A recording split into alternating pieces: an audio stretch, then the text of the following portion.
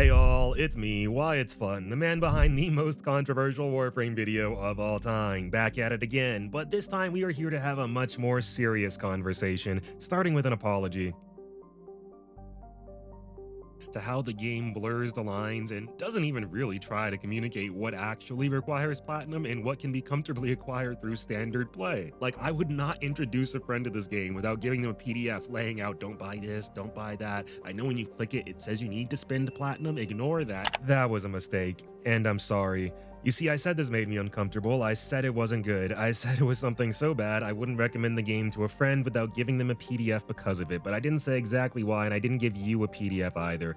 Largely because when I said this made me uncomfortable, that wasn't a bit. I deeply meant that. This is my personal kryptonite in a lot of ways, and ooh, watching it back, it's almost kind of embarrassing how I tried to move on and smooth it over so quickly afterwards because I was so uncomfortable. But now it feels like I would be part of the problem if I don't address this, because looking at the comments on my last video, it's just I massively misread where the community understanding is with a lot of this stuff, and now I am so much more concerned about the future of the gaming industry and the community at large than I was this time last year. So today is gonna be a very different kind of video, more focused on the conversation and the information than anything. There will be a couple of very important visual examples, but we're mostly kicking it old school. I'm just yapping, we got a bunch of bullet points, minimal editing, and some Subway Surfer to curb your boredom, because I don't want to look at Warframe right now, let alone play it long enough to record a bunch of new footage. And unlike the last video where my priority was on preserving everyone's fun, like I didn't want to push anyone away from the game, simply discuss my concerns, but even if it's not my goal today, that does feel somewhat inevitable at this point because I'm dropping the subtext and I'm giving it to you straight. Nested within Warframe are several multifaceted examples of user interface and experience design issues known as dark patterns, or more accurately, deceptive patterns, and I've seen a lot of them in Warframe over the years, ranging from minor annoyances to potentially misleading players into accidental and or unintentional purchases in a way that I find to be kind of beyond unethical at worst, and unfortunately far from player-friendly even at best. Now, the original script for this video left me at a very cozy 3 to 4 hours of content explaining exactly what I mean, but for that volume of information, I don't know, I think a video just isn't the best approach. This might just be my web developer brain rot talking, but I'm thinking a website might be the better option, just because I believe text combined with hyperlinks, embeds, and images is one of the best ways to convey nuanced information, and this is more of a widespread issue than one limited to Warframe, so a more holistic approach feels like the move. But if I just left the last video as is, without this follow-up, I would feel like I was part of the obfuscation around some of this stuff, and by the end of this video, I think you'll understand why that is just not an option for me. So let's not waste any more time, let's just jump into it. Deceptive patterns are effectively tricks of the trade used by many businesses to convince their users, their customers, their players to do things they may not want or need to do for the sake of the business's bottom line. And in game design specifically, they can often be described as causing negative experiences for players that are against their best interest and likely to happen without their consent. Now, this disclaimer is going to be one of the most important parts of this entire video, so I really need you to hear me on this. A lot of people look at all dark patterns as malicious. That quote from the GDC talk used the word intentional, and I don't think that's always necessarily the case. As a web developer, I am very familiar with how it's actually kind of easy to accidentally bait the perfect trap for users to fall into out of nothing but an earnest desire to improve their experience. And I'm really not trying to make this about ethics, but if you don't approach your work from an ethical perspective, like if you get too hyper-focused on practicality or accessibility, which are also very important, it just becomes beyond easy to overlook the problems you're causing. The issue of dark patterns, though, is there is no way to know if they're an earnest mistake or driven by greed or even just negligence. But personally, I don't think the deceptive patterns that exist in Warframe are necessarily malicious. I would not have made the last video if I did. A hand lens razor, right? Never attribute to malice that which is adequately explained by stupidity or incompetence, which is not to say that was the direct cause of these problems. It could just as easily be a lack of foresight causing cascading issues down the line. But I mean, really, based on everything Digital Extremes has said over the years, based on their track record, based on everything I know about the game after having played it since launch, I fully assume most of the worst deceptive patterns are somewhat accidental and have much more to do with technical debt than anything. Obviously, I can't say that about all of them. There are certain decisions that I would have to assume everybody at the studio is an idiot to not know what they were doing, which is why I do feel just a little grossed out every time I get one of these discounts. But Like I made very clear in my last video, I do understand there does have to be a balance between player friendliness and motivating spending, and I do appreciate how DE tries to maintain that, which is why I've been really patient with digital extremes, because I've known the problems are here. These are not new, but while I'm no game dev, I do also know these live services are incredibly complex, ever-evolving Jenga towers on the best of days, and fixing anything is likely way harder than it seems.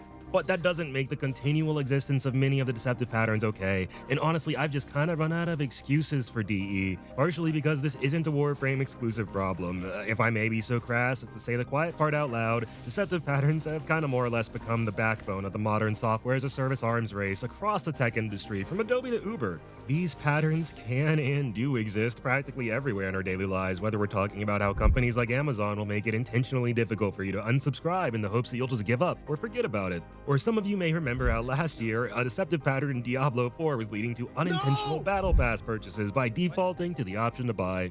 And Sony's recent attempt at getting players to sign up for a PlayStation account to play Helldivers 2, and how they're demanding PC players do the same for God of War, that could be looked at as a form of a deceptive pattern known as a forced action, where you, the user, wants to do something like play God of War, but now before you're allowed to, you're being forced to do something you don't want to for the sake of the company's bottom line, like sign up for yet another account you don't want or really need so Sony can collect their data or whatever. And then there was the time Nexon reminded everybody why they're one of the least trustworthy companies in the entire gaming industry after they got caught allegedly manipulating loot box rates for 10 years in MapleStory of all things.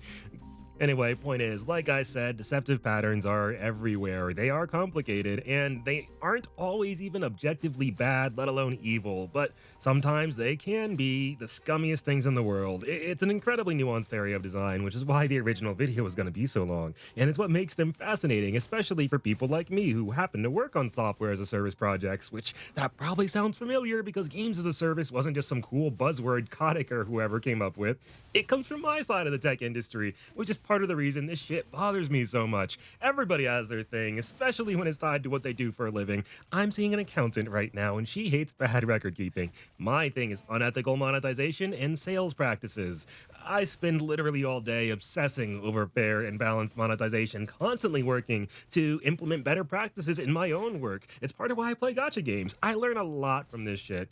Largely what not to do, but also how some of their systems do genuinely support the user experience in some ways. I think it's easy to point and say Gamba bad, but really you can't understand what's going on with something like this unless you immerse yourself in it. And honestly, if I hadn't, I wouldn't have realized that the gambling isn't even really the heart of the issue, I don't think, or how some of the design decisions are genuinely pretty brilliant. But you know what's kind of crazy actually? All three of these games are varying degrees of problematic, but I feel more comfortable playing Star Rail or Wuthering Waves than Warframe, because at least they're more upfront with the user where payments are concerned, even if their own patterns are baiting the hook that leads to payment. You'll see exactly what I mean in a second.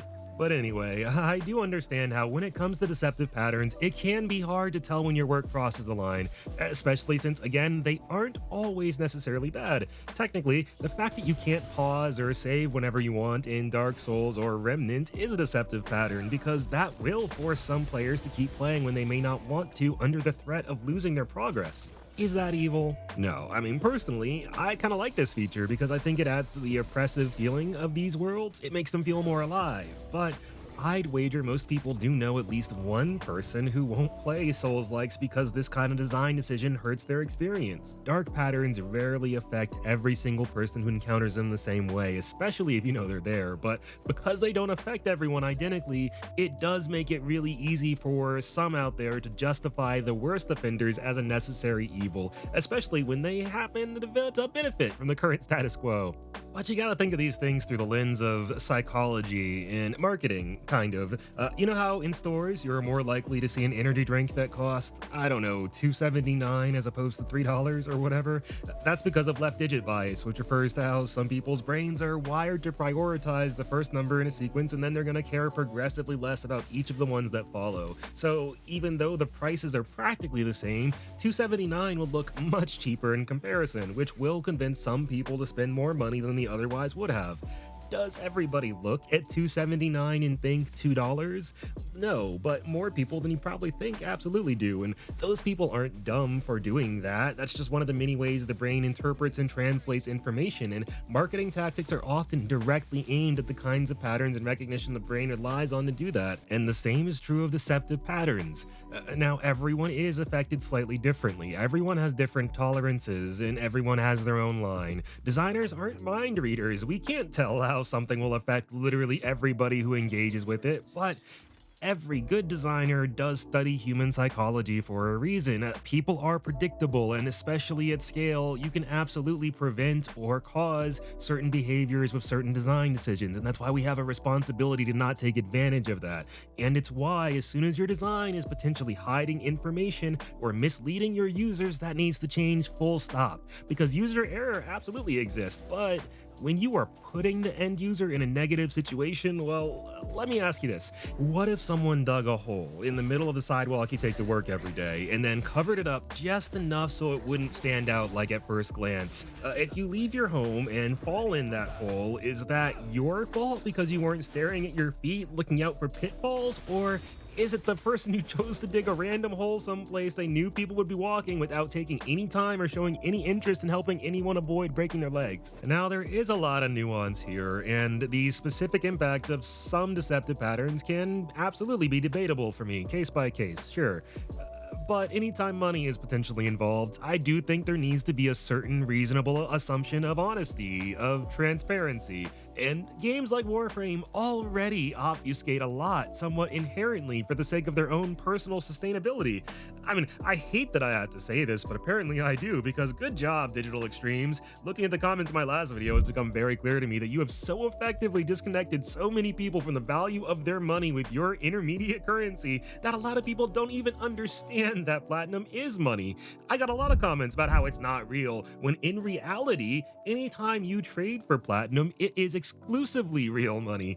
I mean, it's cool that it doesn't have to come out of your bank account at all times. Ninjas do indeed pay free, right?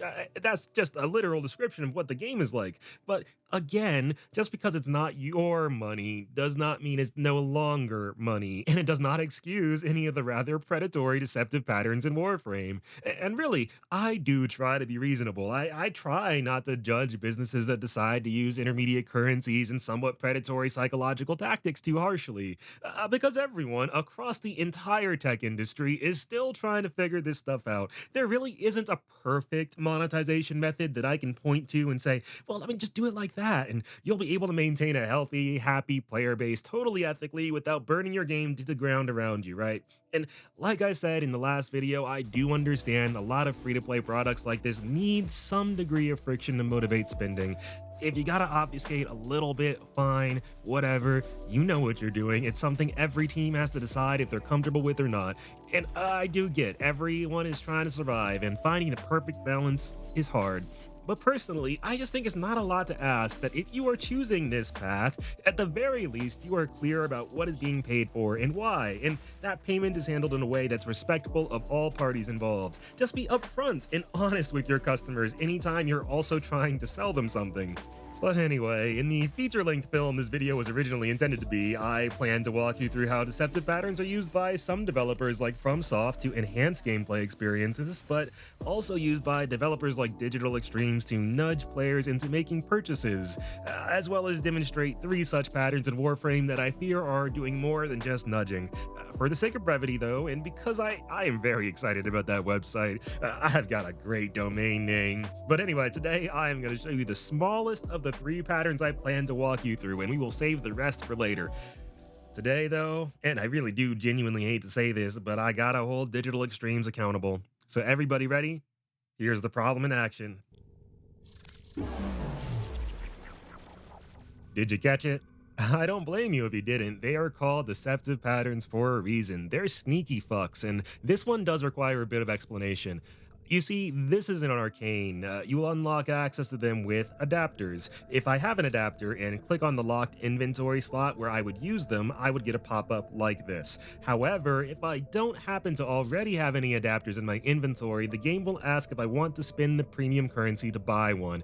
Now, by presenting payment as the only option, this pop-up effectively suggests I have to pay for more adapters using the premium currency, as there is no mention of any alternatives, which is part of what makes me uncomfortable about pop-ups like this. It's the fact that if I'm gonna tell friends to play the game, I also have to tell them to ignore pop-ups like this, even though they're everywhere, and I have to tell them to go somewhere else entirely to get what they need instead, because the game won't convey that information in the same place they're being asked to pay, if at all, and that on its own isn't good. That kind of obfuscation could be seen as a form of deceptive pattern known as obstruction, and that's fun. Warframe is just kind of full of obstruction. It's just awful user experience design, but really, the big problems start once we talk about what can happen with purchases. You may have noticed how similar the dialogue windows can look when using an adapter from your inventory versus buying one with the premium currency, and that's just kind of wildly suspect as a design choice because, I mean, when you present a user with two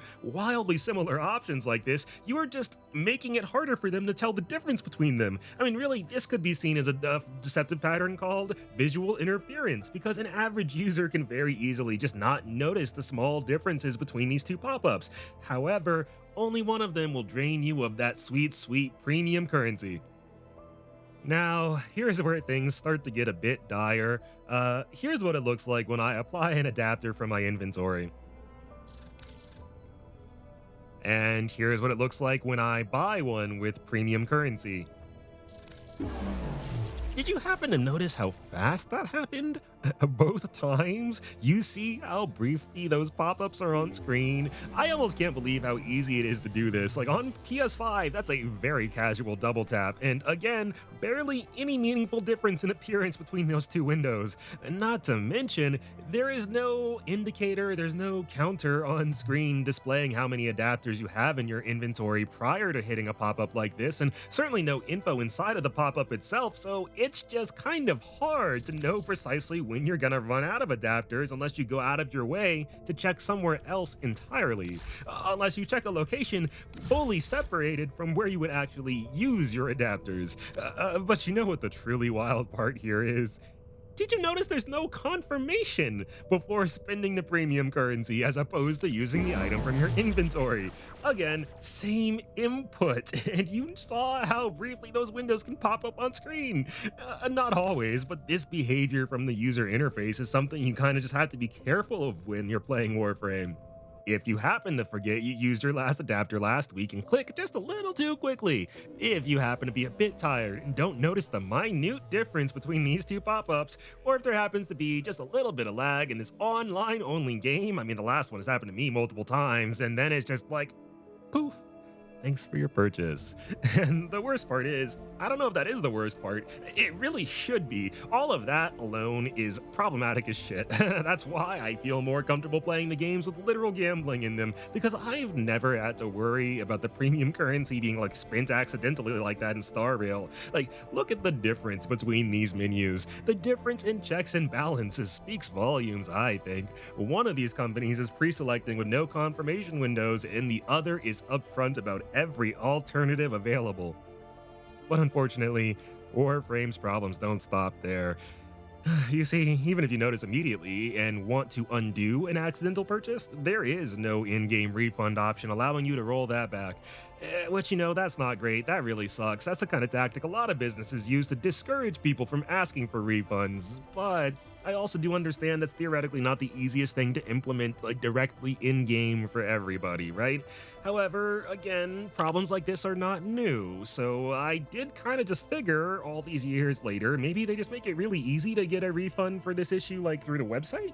And so, a few weeks ago when I started this video, I decided to look into it for the first time ever, and it's so much worse than I thought. You see, the support page for accidental purchases reads, misclicked, bought the same item twice, no problem. If you've purchased an item by accident and yet to use the item, please contact our support staff immediately, and we will be happy to help you resolve this issue. You can go ahead and contact a representative at blah, blah, blah. And I read that, and I was thinking, okay, great, that's perfect. But then I hit the second paragraph, and I noticed it says, if, however, you have used the item and gained experience on it, we will unfortunately be unable to provide you with a refund or a reversal of this purchase. If an item was used, it will have to remain on your account. And I was like, okay, first part of that makes total sense. If I buy a new character or a weapon and I use it, obviously I wouldn't just be able to like refund it, right? That opens the door to people but potentially buying the newest gear immediately, trying it out, and then returning it after having their fun. And that's just not ideal, right? But items like arcane adapters and Exilus adapters can't earn experience.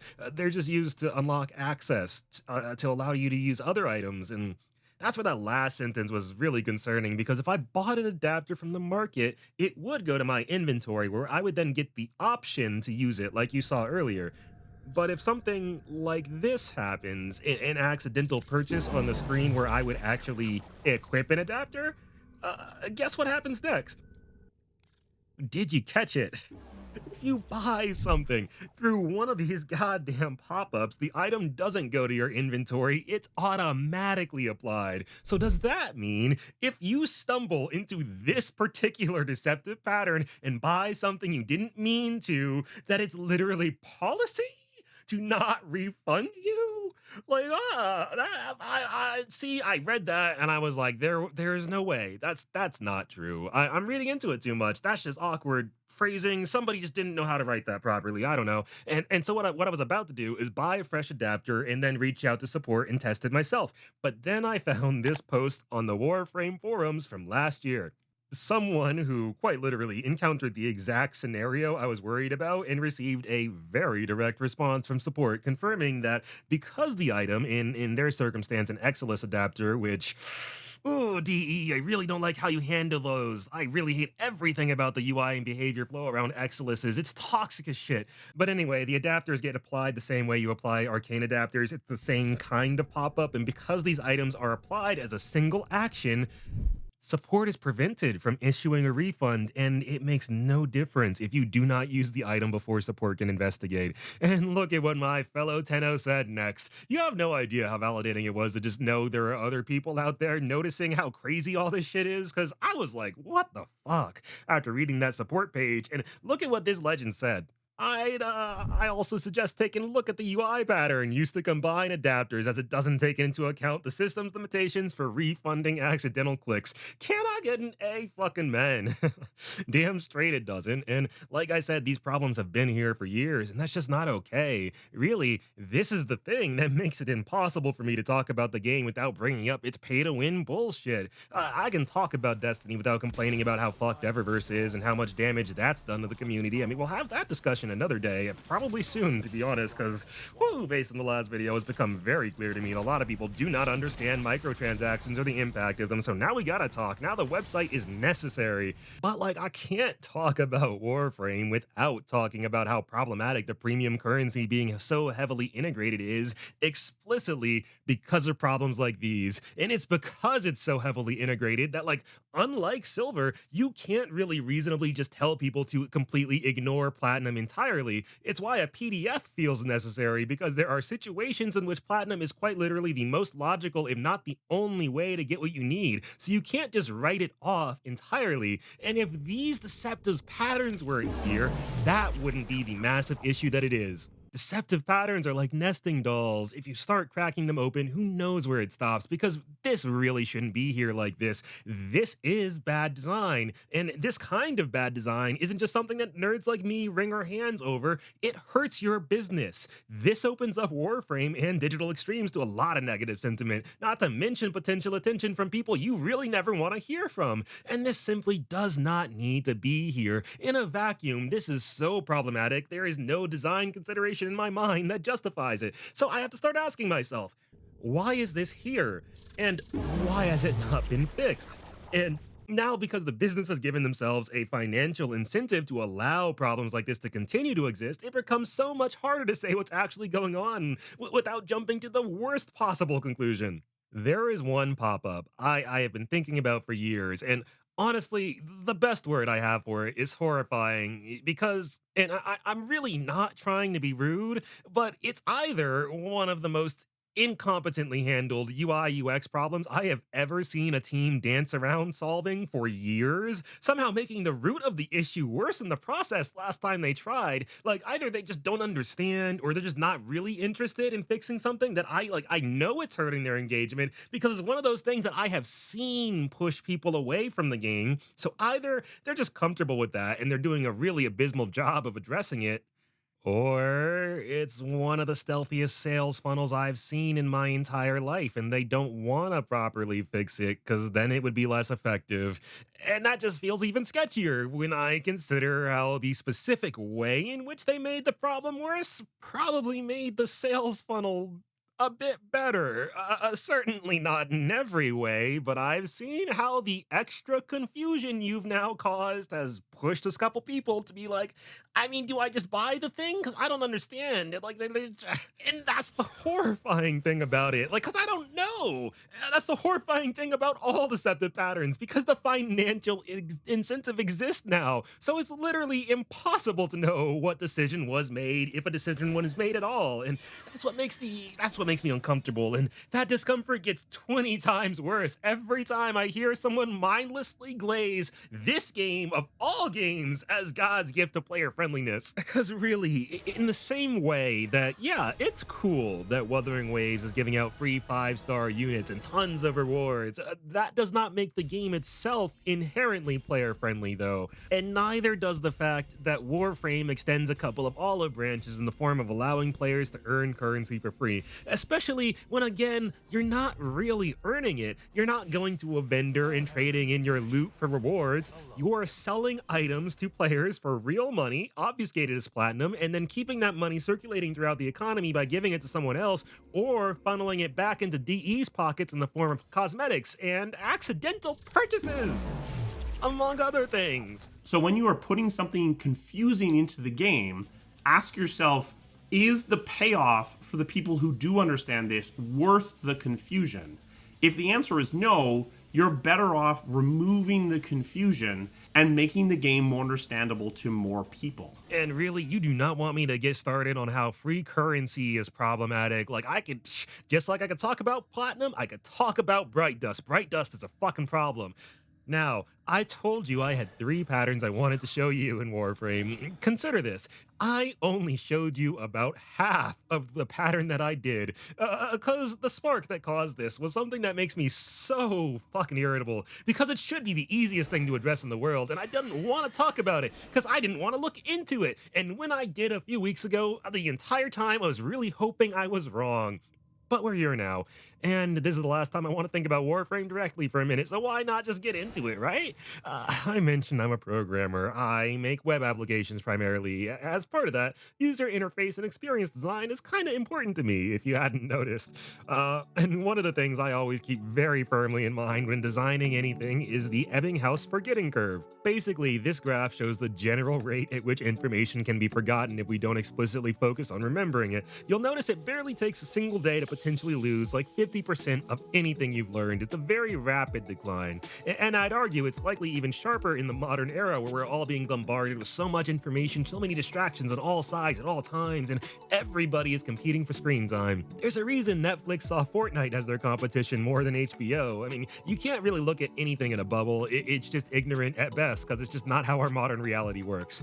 So when designing anything, you do have to keep in mind that regardless of how good your work is, it's never going to be the center of everyone's world. You have to teach people how to interact with your application, and then you have to continually reinforce that teaching because otherwise people will forget. Like I said, people are predictable. That is one of those things that you can predict with like so much certainty. A single pop-up or even a guided tutorial often just isn't enough in isolation for everybody. I mean, especially when your application has a lot of information, it's throwing it at users and needs them to be familiar with to use it effectively. So as a designer, you have to choose what information is crucial for your users to remember, and then you have to reinforce the details if you actually care about that memory sticking. Now, I'm like not 100% sure about this. Like I said, I'm not a game dev, but I'm like reasonably confident that's part of the reason why so many games have the controls on screen at all times now. Since developers have no idea when players may have last engaged with their game, I mean, it could have been hours, days, weeks, years, and who knows how many games they played in between. So the reminder must be really invaluable to help reduce the friction involved in coming back to something you may not have played in a while, especially since most games don't come with instruction manuals anymore. I'd wager it's also a large part of the reason why Wuthering Waves directly imitated so much, including the UI of Genshin Impact. I mean, Genshin was the first introduction to gacha mechanics for a lot of players, and beyond that, it was the first open world gacha of its type globally, I'm pretty sure, and gacha games are inherently weird as shit. So little about how you play them makes any sense whatsoever in the context of any other gaming genre. Like, even leveling up is this weird resource-backed system instead of being tied to combat. So by adopting a lot directly from Genshin, I think Wuthering Waves probably made it infinitely easier for players to get their foot in the door and like start actually enjoying the gameplay instead of getting bogged down in the minutia of menus. Actually, I think that was probably part of the problem with Tower of Fantasy, among many other things, to be fair. So all that being said, keep Ebbinghaus in mind, and remember that if you care about conveying information and having users actually like retain it, reinforcement isn't just important, it's crucial. Now, let me walk you through the test I ran a few weeks ago. Let's assume I'm a returning player. As happens so often in our community, let's say I stopped playing for a little bit, so now I'm looking to get back into the flow of things. Say I was modding a weapon and I wanted to use one of my arcanes because they are really powerful, and I went to equip one and boom, I hit the pop-up. Now, I don't remember everything because it's been a while, but I am familiar enough with the game to not just listen to what the pop-up tells me to do and buy an adapter on impulse. I'd say that's a pretty fair place to start from, yeah? Okay, question now is, how would I go about finding and understanding the payment alternatives available to me? How would I go from this pop-up to understanding how arcane adapters can A, be obtained without spending the premium currency, and B, where and how I would acquire them? Anytime you're designing an application, you eventually have to ask yourself these kinds of questions, and then you have to figure out how an average user might find answers because it's your job to provide them. So, let's get started. First things first, I figured I would do what the game trained me to do. You see, Warframe really intelligently, I think, tutorializes players to frequently check the marketplace as one of your primary sources for items, regardless of whether you're using the premium currency or not. For example, if I want a new character, one of the best ways to figure out where to get it is in the store page, where I will be able to see that sure, I could spend platinum if I wanted, but I can also buy the blueprint to craft the frame using credits instead, as well as learn where I can acquire the parts I need for crafting. In certain situations, the storefront is the only place where the information on how to acquire items is available at all. I say it's smart that DE pushes players to the market regardless of what they're buying or how, because it does get players in the storefront really early and really often, exposing them to the premium currency platinum, letting them know that's an alternative if and when they're potentially interested in spending. Remember, Ebbinghaus, this is the kind of reinforcement that's crucial if you want users to retain information, which is also why consistency when it comes to where and how that information is displayed is beyond important. Now, I've been taught to check the store, and I've been shown if there are alternatives to Platinum, the store will communicate that to me. For example, if I search for adapters and click on an Exilus adapter, once again, I will learn where I can acquire them for free. However, if I click on an Arcane adapter, there is nothing. Once again, it just tells you to spend Platinum. Now, this might be enough to convince someone that Platinum is the only option, unfortunately. They went out of their way. They ignored the pop-up. They did what they were taught to do and double-checked in the store, right? That's not good. Really, the pop-up should not pre-select the premium currency like it does, and information about the alternatives should be present in both places. If it was, this video wouldn't exist. And this alone, this level of obfuscation, this isn't good, right? But I did want to be thorough. I wanted to be fair. And when I originally ran this test, I wanted to be wrong about what I feared the conclusion would be. And I have been playing this game a long time. I knew there was a decent chance the info was just somewhere weird, because, DE shenanigans. So I figured I would work my way through every option I could think of on the ship. So I remembered we have a codex that contains info on drop sources for mods, and there's some info about arcanes too, so I went to check there, only to find that once again, there's unfortunately no information. But to be fair, I didn't really expect it to be there. The codex isn't It's not great. It could use some work, but I am both stubborn and committed, and I personally had a vague memory of fast traveling to the vendor that sells arcane adapters directly from a menu on my ship. I just couldn't remember which menu. I did remember, though, the way Iatans work, there's a vendor involved in that process, and you travel to them using the dedicated Iatan menu. See, there's a special dialog box and everything, and if I click OK, I will fast travel there immediately. My character will arrive directly in front of the vendor. So, all right, I know the functionality exists. I'm not entirely crazy, so I thought, well, I mean, if there's a vendor attached to the process of unlocking and acquiring arcanes and adapters, maybe I'll check the dedicated arcane menu, and nothing, no mention of a vendor. And that was making me kind of worried. But then I remembered the in-game tutorials. I was like, oh, I'm an idiot. Obviously, that's where they tell you about the adapters. I don't think I've ever read the tutorials. I don't even remember when they got added. Clearly, I have been playing the game too long. So I walked over to my arsenal and checked the main tutorial text, and nothing. No info. So it's totally fine, though. Totally fine. Where I really assumed the information would be is with the tutorial text on your Arsenal loadout page. The place where you actually purchase and use the adapters. Because, like, that makes sense. That would be kind of smart. They'll tell you what adapters are and where to get them on the same page. They ask you to purchase them. The info would still be a bit hidden. It really should be in the pop-up. But hey, I mean, I could see this as like a somewhat effective band-aid if there was some technical issue preventing that. And I was genuinely surprised to find once again no information. So, I figured, well, I guess mods are kind of like arcanes. I don't know. And I flipped through the mod tutorial. And when there was nothing there, I was kind of stumped. I walked around the ship a bit, checked a few other places, but none of those locations are really intended to convey info in the first place. So, like, yeah, I didn't really find much, right? Obviously. And that was really stressing me out because, again, I really wanted to be wrong about this. Until I remembered there were tutorials in the dedicated arcane menu that I had overlooked, and it was like a tidal wave of relief. I was so excited. I was so ready for Warframe to tell me which vendor I needed to talk to earn my arcane adapters. And then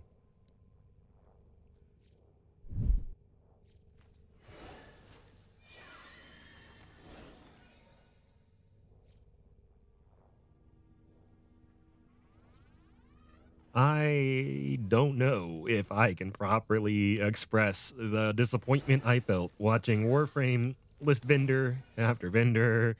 So many vendors that sell the arcanes themselves, yet none of them the ones that actually sell the arcane adapters and allow you to earn them instead of paying for them with premium currency. And not a single mention of the fact that earning adapters is an option at all.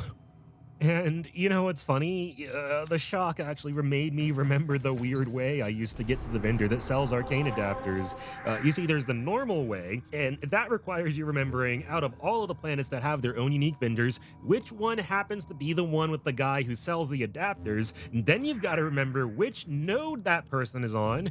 This particular planet actually has 4 separate locations with unique vendors, so you got to pick the right one. You travel there, and then you can eventually travel to the vendor if you either remember their name, or how to get there manually, which is a whole other thing. And then there's the more direct way, where you walk over here to your syndicate menu, which is basically your standing with the game's various factions. You open that up, you go all the way to the end, you select the Conclave, which is the PvP game mode that nobody plays. Select Visit the Conclave, and oh my god, what's happening? The Lotus seduced the Tenno, led them on a complacent path like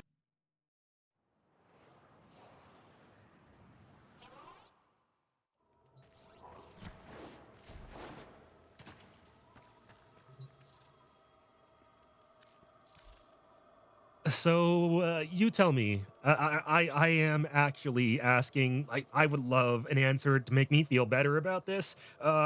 You just watched me go out of my way to check everywhere reasonable for answers and nothing. So my question to you is, how is the player supposed to know alternatives exist, let alone how to get them or how much they are? How is somebody supposed to compare which the better option for you is between using premium currency or an in-game currency that is properly earned? How does someone look at this? or this and understand how to get from here to here. And I gave DE so much grace. If I were trying to emulate the behavior of a standard user, if I weren't pulling out my own memory trying to be fair, I don't know how I would have found my way here at all. Like, put what I just showed you in any other context. In fact, let's take Warframe out of the equation entirely for a moment. I think it'll be helpful for us all to take a mini break. So, let's say you just bought a new car. Let's say you got a massive discount on it, but it's definitely way nicer than you ever expected. So, you're driving off the lot, cozy, loving your new upholstery, and then, you pull over for a coffee or something, and you get a pop up on your dashboard saying $20 to turn on your heated seats, please. Now, it is a bit chilly, and you like heated seats, but it's kind of weird you need to pay for that, right? You would assume if heated seats were installed, you would just have to press a button or something to turn them on, right? So you're looking around, you're pressing everything you can see, you're trying, you spend a few minutes on it, right? I mean, you even whip out the car manual, you tab through the table of contents, flip through a few pages, you're not seeing anything about the heated seats. It is getting colder though, and you've got a busy day ahead, and the car is telling you it's $20 for the heated seats. So I mean, you shrug and you say whatever, I guess, because that's the car says you have to do. And $20 isn't that much at the end of the day if it'll get you what you need, and you'll be fine afterwards. So you swipe your card and go on with your day. You get on with your life like a normal person. Now later that evening, you go home, you're chatting with your roommate, and you're all like, "Yeah, I love my new car. It's great. Handles like a dream." Weird thing though, it asked me to pay for the heated seats. What was that about? Imagine if your roommate called you lazy. Imagine if your roommate started grumbling about how people just want everything hand fed to them nowadays. Imagine if your roommate said, "What an idiot, didn't you know you had to check the car wiki?" You would probably be very confused by what you just heard. You'd probably feel like, I mean, you know how to drive. Why does Wikipedia have to be involved in that process? Imagine if your roommate gave you a speech about how you should be grateful because that car was only as cheap as it was. Because if you want things like heated seats for free, all you gotta do is type in the Konami code under your left armrest, which obviously you would know about if, like any other respectable car owner, instead of trusting what the car said at face value, you had done an hour of research to find the secret cheat codes on the third party website that the car company explicitly does not own nor tell you to visit while asking you to pay up. Would you feel like you had paid to skip something in that scenario? Like you had made like a silly mistake? Like you should have done more research? Or would you feel like the car company had kind of given you the runaround because they knew not everyone would check the website if they presented payment as the only option and hid any alternatives? This is the issue a business creates for themselves as soon as they allow deceptive patterns to thrive like this. They make themselves way harder to trust. They ruin the impression potential users and customers will have of them because that is just nothing about this is a trustworthy, honest, respectful way to do business. If your product is good, if you are providing value, you should have no problem selling without the need for this degree of obfuscation. You should be able to convince someone to buy, not have to rely on potentially confusing or misleading people into purchases.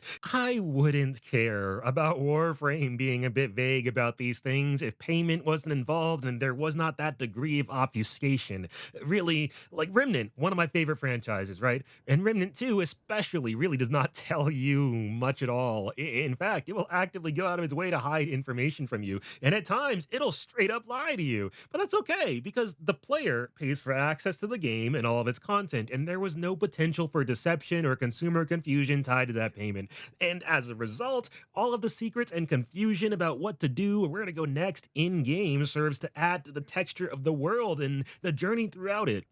And games like Remnant, Baldur's Gate 3, The Outer Wilds, games that will toss you off the deep end and demand you commit time and energy into uncovering the best of what they have to offer you, games that are wholly comfortable with you not uncovering all of their secrets are some of my favorite experiences in the entire industry. In Warframe's case, though, while the game absolutely has its own mysteries and secrets to uncover, and that's what I actually love the most about its narrative, but when it comes to the confusion attached to the actual gameplay experience, it just almost never feels additive like it does in Remnant, as opposed to feeling like it consistently gets in the way of having fun in favor of driving potential purchases. And now I am really not here trying to drum up any negative sentiment or hate for DE. Please do not harass or attack anyone over any of this. I mean, if you happen to be a programmer who cares about this stuff as much as I do, I mean, you can probably tell how hard I am trying not to jump down their throats about these issues in the way that I really could. Again, that disclaimer I led with was important. I still don't necessarily believe this is malicious. I don't think there is someone at Digital Extremes like rubbing their hands together, all like, oh, we're gonna get them. Just watch. So many people will fall for this.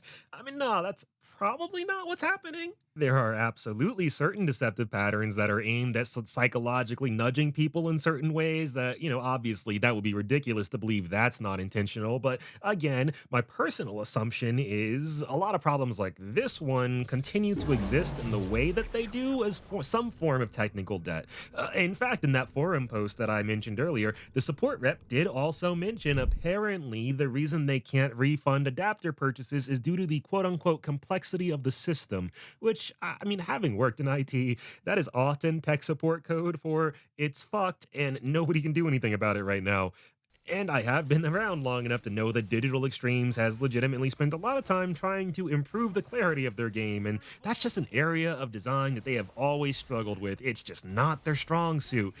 Nobody is good at everything at all times, but I do respect that they do try to an extent, and they do definitely work hard to maintain a proper balance in other areas. And that's a really big part of why I've been so patient about a lot of this, but that does not change the fact that currently Warframe is just full of deceptive patterns, largely tied to that lack of clarity. And the more you look into it, the more you might find that lack of clarity is rather oddly, somewhat consistently centered around the things in game that you can pay for. And that is just so shady, it makes my skin crawl. But like I said, I have been patient. I have been waiting, assuming all of this would get fixed because Digital Extremes is a team full of insanely smart, incredibly talented creative professionals. And every year I've thought, this is going to be the year we're going to get the UI overhaul, and it just hasn't happened.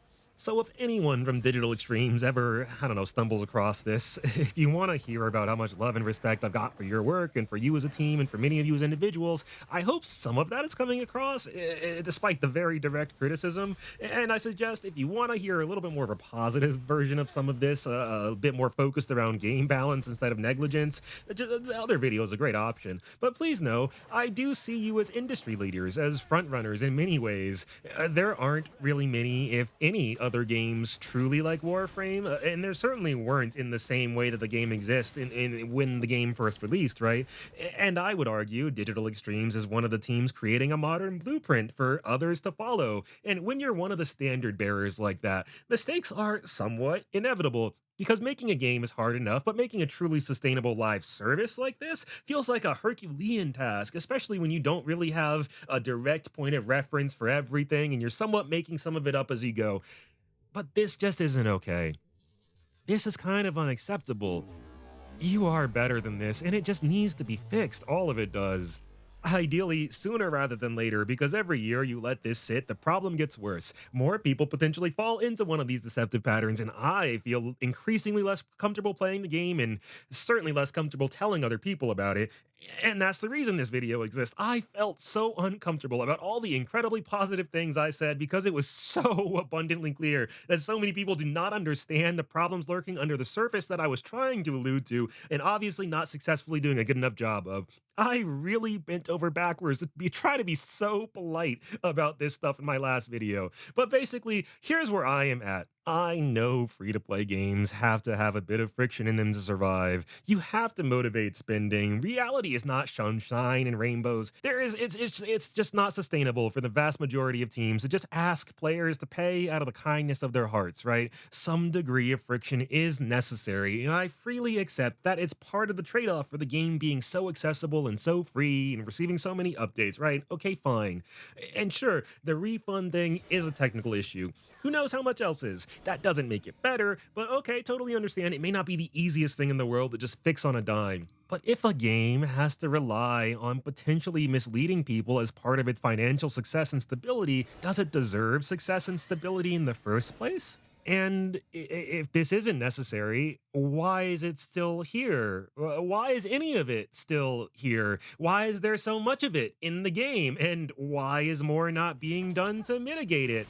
And really, I hope everyone watching can understand I don't like having to put Warframe or DE on blast like this. I don't like even having to look at this. I avoid most games with these kinds of problems. Looking at this is like staring directly at the sun for me, and now I'm blind and I can't play the game for a while because of it. I'm sorry to everyone I told I'd be making a Jade Shadows video. That's definitely not happening anymore. I'm probably not even going to play 1999 until I feel less grossed out by the game.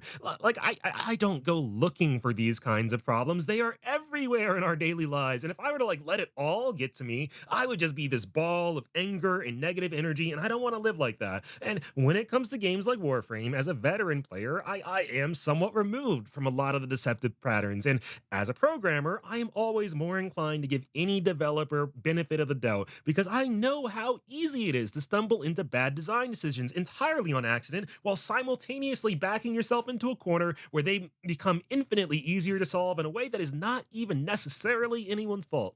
So again, really, I don't go looking for problems, but after the last video, I couldn't stop thinking about all of the little things that I've been making little excuses for over the years. All the things that I had just assumed had received some degree of improvement since the last time I had to deal with them. Some of them I haven't really had to deal with personally since before I printed my first Hello World. But now that I have looked into them and now that I really know what it's like, it's impossible to ignore. It's just the kind of person I am. It's not a bit. I'm not sitting here thinking, this will make for good content. This will be great for the channel. I know a lot of this is likely going over a lot of people's heads, and they just aren't going to care, even if they do understand. I know I am probably going to get more senseless hate and abuse hurled my way for daring to say anything less than positive about everyone's favorite golden child. Here's the deal, though. I have opened Warframe every single day for the past few weeks, completely illogically, just hoping, praying. Well, really, one day I would open it and everything would just be better, and I could just delete this, and that would be the highlight of my year. Because I've got a lot of love and respect for DE, a lot of love for the game, and I just want to be sitting here getting excited for TennoCon. But that's impossible now for me. At least for me, it is, because I can't just bury my head in the sand about this kind of shit. It is just who I am. I mean, I unlisted my Cyberpunk video, not because I thought it was awful, but because it really bothered me how much I was glazing and praising the game in the first half of the video because CD Projekt was being so insanely sketchy about the marketing that I didn't want to give anybody the wrong impression, right? In that video, I went from the way the movement, the combat, and the build craft all speak to each other is exactly what I've been asking for years. It's the rare FPS making me genuinely excited to dive into my skill tree because the perks aren't just impactful, they're insane. And the power you gain through progression is just so right for the setting of Cyberpunk. Basically talking about how this might be my favorite RPG FPS combat in like gaming history, I went from that conversation to... And look, I know a lot of reviewers have been saying that like, unlike the last time they did the exact same thing, like CD Projekt had nothing to hide when they told everyone last minute they couldn't share their own footage. But as someone who likes this game and has liked it for years, I just don't know that that's true after experiencing all this. I fully believe that Skill Up and all of the many other reviewers saying similar things were acting in good faith, simply sharing their own experiences. I'm not calling anyone out here, as I mean, aside from the people who have been treating the source material as a handbook on business practices for years, but I am relisting the Cyberpunk video now for anyone in the community who cares to see that I do try to be reasonable about my neuroses where problematic business practices are concerned. I really do. Actually, I hope in the last video by saying, if a stranger asked me in passing if Warframe was pay to win, I'd say nah, of course not. But if a friend came to me looking to have a conversation about getting into the game and asked about the monetization, I'd say, you see, the thing is, it's kind of pay to win, right? But... And I think some people saw that as a bait and switch, but that was just me, A, being real with you, and B, trying to convey that you wouldn't have to wait until the very end of like a 30+ minute video for me to express where I was coming from. Deceptive patterns are everywhere. And if a random stranger on the street asked me if I felt about how I felt about iPhones, I wouldn't just immediately jump into, oh, have you heard about how Apple is throwing a temper tantrum over the fact that someone told them they can't keep their monopolistic walled garden infinite money hack bullshit going forever, so now they're trying to pretend that Netflix is scary so they can still get their 30% cut? No, that random stranger probably doesn't really know, doesn't really care about the walled garden. Hell, they might defend it, just like a lot of players will bend over backwards to defend Warframe's bad practices. I'm just not the kind of guy who would go out of my way to waste that kind of time explaining why 2 plus 2 equals 4 to some random dude on the street unless I'm getting something out of it. I mean, that's when I start charging my consulting fees. I don't babysit for free. But when it comes to a friend, when it comes to my audience, when it comes to my content, certainly when it comes to anything I am saying anything positive about, I am going to bring this shit up 100% of the time because I think it's beyond important we have these conversations. Because if you hand wave everything, if you just throw up your hands and say, well, I mean, gaming is just like this now, nothing we can do about it. If you look at all the bullshit in games like Warframe and just say, like, well, I mean, at least it's not Fortnite or Nikke or whatever, and you use that as an excuse to shout down or ignore criticism or what's going on in the game, you are part of the problem. And I just refuse to be. Stay tuned for that website. It's going to take time because it's certainly not going to be some stock WordPress, but when it's ready, hopefully no one will need a PDF to avoid the pitfalls in games like Warframe. You'll have a link. And I know this approach to content is not going to be for everyone. I'm cool with that. I am not here to be famous. These are not the kinds of videos I would be making if my main goal was to make money. I do this shit for the love of the game, of all games, of our gaming community. And to that incredible gaming community, most if not all of you, I assume, understand what the gaming industry is like on some level. I mean, especially if you're watching videos like this, especially if you made it this far, you're someone who probably deeply cares about gaming. So I assume if nothing else, you'll understand this. Because Warframe is so popular, so successful, and especially because of one of the number one things the game receives praise for and everybody wants to see more of, it's a monetization, that is all the more reason DE needs to address issues like we've discussed today, and we the community need to not overlook them. The example has to be set because others are going to follow it, guaranteed. So you have to ask yourself, what direction do you want things to head in? Do you want more confusing, potentially misleading monetization efforts, or do you want clarity and a gameplay experience where you don't have to constantly keep looking over your shoulder, wondering if you really have to pay or if they just want you to think you do? Because really, that's all I'm asking for. Transparency, clarity, consistency, accessibility, and most importantly, in-game availability of information anywhere purchases are concerned. Anything else, anywhere else, I don't care. Do you? Sell your characters, your weapons, whatever you want, whatever.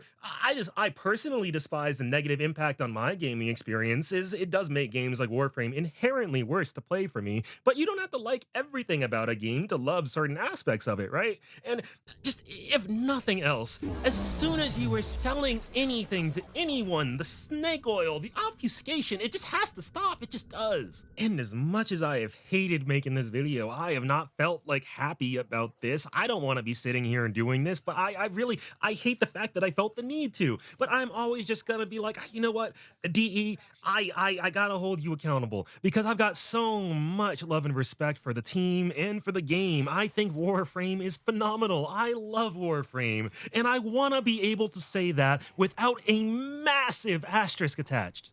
In the description, I'll be providing links to some more information about deceptive patterns and other situations involving them across the tech industry, including a link to a brief explanation of the recent FTC case against Epic Games and Fortnite, which, while not an identical situation, I imagine the similarities might be very illuminating for those of you who weren't following the case, especially where deceptive patterns and microtransactions are concerned. And since I'm dropping links, I may as well mention this, link it as well if I can find the article about it, because it's actually highly related to the channel. Some of you may know this if you've been around, because I think I might have mentioned it in passing. I don't know if I went into the reasons why, but I switched to DaVinci Resolve last year after living in the Adobe suite essentially my entire career. Since I started editing videos in middle school, really, I went from iMovie to CS4, so I am currently unlearning and relearning almost everything I know about my video editing workflow right now, to the point where I have not managed a single upload on this channel I would personally consider good. I mean, I've managed a half-decent 6 or a 7 at best. Definitely more style than substance. Give me another 6 months. I don't know. I don't know. This shit's hard. But do you know why I'm putting up with the massive headache it's been adapting to node-based compositing after a lifetime of layers? You know why I switched? It's not because Adobe software isn't good. After Effects is literal witchcraft. I miss it every day. I've got beanies. I've got shirts. I've even made my own plugins over the years. And sure, I hated the Creative Cloud subscription as opposed to when I could just buy CS6, right? What a fucking time to be alive. God. But when Adobe software has paid your bills for years, it's hard to say the subscription isn't worth it. And it more or less was. Right up until last year, when in an effort to organize and consolidate all of my subscriptions, services, licenses, etc., it's a whole list. It's a list for everyone. I was trying to organize it, right? But anyway, as part of that process, I went to cancel an Adobe subscription, fully intending to start another one moments later, and I got hit by so many deceptive patterns all at once on both sides of the process, cancellation and sign up. And at that point, it just no longer matters how good the software is. It's just time to walk away. I mean, when you see a Roach Motel in the making, once you notice things trending in that direction, it's just a bad idea to stick around. And I'm glad I didn't, because look at what Adobe is doing now. Now, this is Editor Why It's Fun, just checking in with a brief note. This is funny enough. Guess what just happened literally today? We got a massive W, lads and ladies. This is huge. This is really, really big. Let's fucking go. I can't express how, like, I didn't think this was gonna happen. I didn't think this was actually, nobody was actually like serious about like holding Adobe accountable, but like, maybe people are finally realizing that this stuff is kind of a problem. Woo! Excuse me, I just felt the need to share that my joy, my excitement, the relief really is what it is. Maybe nature is healing. Back to the video. So now I use DaVinci, now I use Affinity, and I walked away from Adobe because it was super clear to me that what was happening was certainly no accident, and like I mentioned in the last video, businesses tend to be consistent. Adobe has been headed in this direction for years, and it was only a matter of time before they took advantage of their pseudo-monopoly to cross the line like they have lately. The reason I haven't entirely walked away from Warframe is there is still a degree of plausible deniability with DE, and I think that's very worth noting, and I do believe DE will fix all of this eventually. But who knows? Like, maybe that's just me being parasocial. Maybe that's just the fact that I grew up playing this game. Because, like, realistically, taking a step back, this is not an early access project. This is not a new, inexperienced team. This is not a young game struggling to survive anymore. And Digital Extremes is not some independent, privately owned, they're owned by the biggest gaming company in the world now. So maybe all of the excuses I've been making, all of the benefit of the doubt that I've been like hanging on to, maybe it's all just cope on my end.